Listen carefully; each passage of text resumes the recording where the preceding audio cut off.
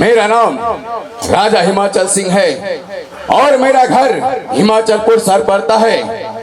इतना नहीं, मुझे ईश्वर की कृपा से मुझे कोई चीज की कमी नहीं है।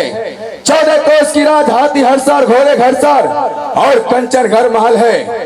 इस हिमाचलपुर शहर में 2 पुत्र भी है, जिनका बड़े पुत्र का नाम है नीलराज और छोटे पुत्र का नाम है कमलराज।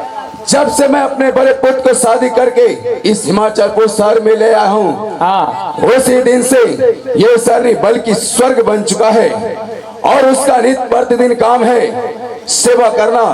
जब तक वो मुझे सेवा नहीं करता है, तब तक वो अपने हाथों से अन्न जल ग्रहण नहीं करता है।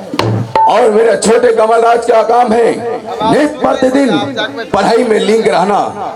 लेकिन टाइम अधिक हो चुका है, अभी तक मेरा पुत्र मुझे सेवा करने के लिए मेरे पास नहीं आया है।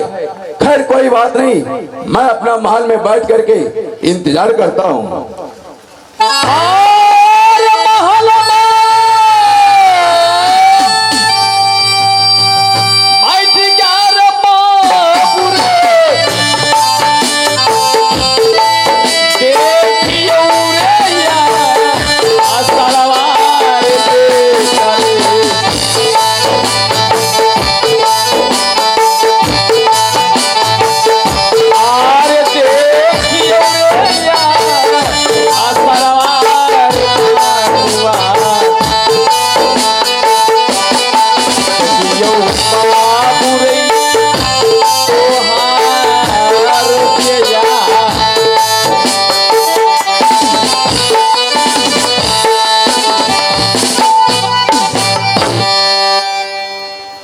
भगवान महारानी, ना जाने पिताश्री हम दोनों प्राणी को कब से दरबार में बैठकर इंतजार कर रहे हैं। हाँ स्वामी जी। चलो महारानी, सबसे पहले पिताश्री के चरणों में प्रणाम करके आशीर्वाद प्राप्त करते हैं, पुनः पिताजी की सेवा में लीन हो जाएंगे। ठीक है स्वामी।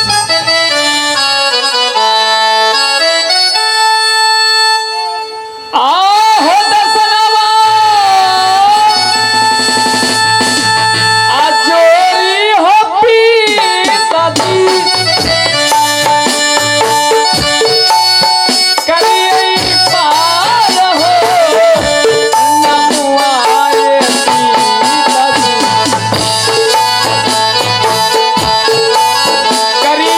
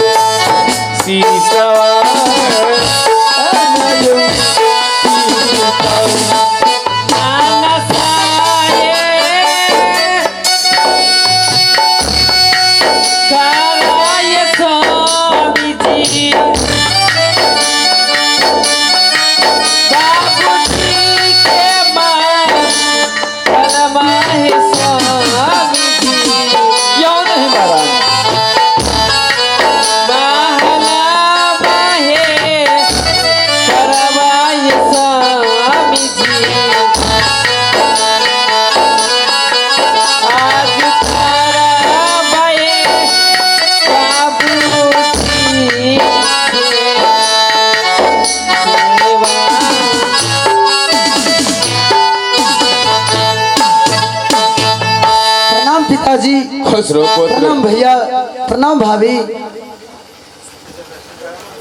कमलराज, हाँ पिताजी। पहले एक बात बताओ कि तुम आज से 10 दिन पहले कहाँ थे और मुझसे मिलने के लिए क्यों नहीं आए थे? पिताजी पढ़ाई लिखाई के चक्कर में आप सबसे मिलने के लिए नहीं आ पाए थे पिताजी, हमें क्षमा कर दीजिए पिताजी। तो तुम पढ़ाई कर रहा था। बहुत खूब पुत्र। बताओ पुत्र, इस टाइम तुम किस लिए आया है और क्या गांव से आया है? हाँ पिताजी, इस समय आने का कारण यही है कि सुबह होते ही ये राजपाट हम दोनों भाई के नाम से बंटवारा। कमलराज, ये तुम क्या बोल रहे हो? 2 भागों में बंटवारा? कमलराज, ये बातें तुम्हारी जुबान से अच्छी नहीं लगता है। अभी तुम्हारा उम्र है पढ़ने लिखने का, खेलने कूदने का। जाओ अपना महल में बैठ करके पढ़ाई करना पुत्र। पिताजी ऐसा मैं इसलिए बोल रहा हूँ, जब भी भोले भंग इस दरबार में आता हूँ आपके मुखारबिंदों से सिर्फ एक ही शब्द सुनता हूँ, पुत्र चाहिए तो नील जैसा, कमल पुत्र नहीं तो कपुत है। पिताजी बात ऐसा है कि जब भी मैं बड़े पुत्र को 5 रुपया देता हूँ तो वो इनका कमा करके मुझे 50,000 देता है। जब भी मैं तुम्हें पैसा देता हूँ तो ना तो उसका कोई हिसाब मिलता है ना तो उसका कोई ठिकाना। इसीलिए मैं तुम्हें पैसा देने के लिए बंद कर दिया हूँ। इसलिए पिताजी अगर आपको जीते जिए राजपाट हम दोनों भाई के नाम से बंटवारा हो जाते हैं, इससे अच्छा क्या हो सकता है पिताजी? जब तक मेरे शरीर में सांसें चलता रहेगा तब तक मैं 2 भागों में बंटवारा कभी नहीं करूंगा। तो ठीक है पिताजी, आप धीरे धीरे पीछे हो जाइए और भैया आप आ गइए, पिताजी को समझाइए कहीं सुबह होते ही ये राजपाट हम दोनों भाई के नाम से बंटवारा हो जाते हैं, इससे अच्छा क्या हो सकता है भैया? हाय कमाल। हाँ भैया। अरे जिस प्रकार से आज तुम पिताजी के सामने लबेज उठा रहे हो, सबसे पहले तो तुम्हें ऐसा करना नहीं चाहिए।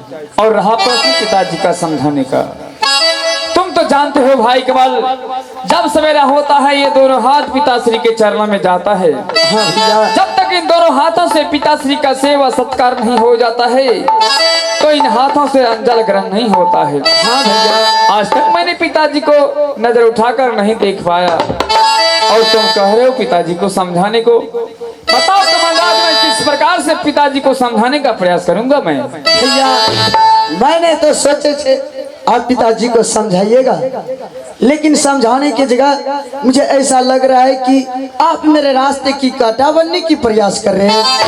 आप मेरे रास्ते की कांटा नहीं बनिए तो अच्छा होगा भैया। चलिए आप पीछे हो जाइए। ठीक है कमल। और पिताजी आप आ जाइए। हेलो कमल, मैं आपसे अंतिम बार कह रहा हूँ, आप जीते जिए राजपाट हम दोनों भाई के नाम से बंटवारा कर दीजिए पिताजी। कमलराज, मैं तुम्हें एक बार बोल दिया कि जब तक मैं जीवित रहूंगा तो भाग में बंटवारा कभी नहीं करूंगा। तो ठीक है पिताजी, आज मेरा भी सुन लीजिए, मुझे कुछ नहीं चाहिए। या